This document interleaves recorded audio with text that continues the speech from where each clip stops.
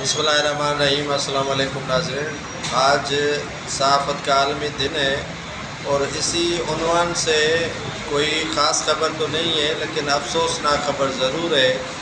کہ خوزدار میں جو آج خودکش کہہ لیں بم دھماکہ ہوا ہے، جس میں خوزدار پریس کلب کے صدر مولانا محمد صدیق بینگل شہید ہو گئے ہیں۔ اور یہ واقعات کوئی نئے نہیں ہیں، صحافی جو دوست ہیں وہ کافی ہمارے ریجن کہہ لیں، صوبہ کہہ لیں، پاکستان کہہ لیں، وہاں پر شہید ہو چکے ہیں، کئی زخمی ہو چکے ہیں اور کئی جو ہیں وہ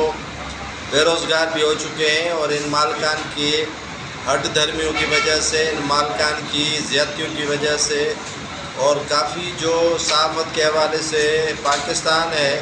وہ جہنم بن چکا ہے، اور آزاد صحافت تو دور کی بات ہے، لیکن صحافیوں کے ساتھ بڑا ستم ظریفی ہے، اور جو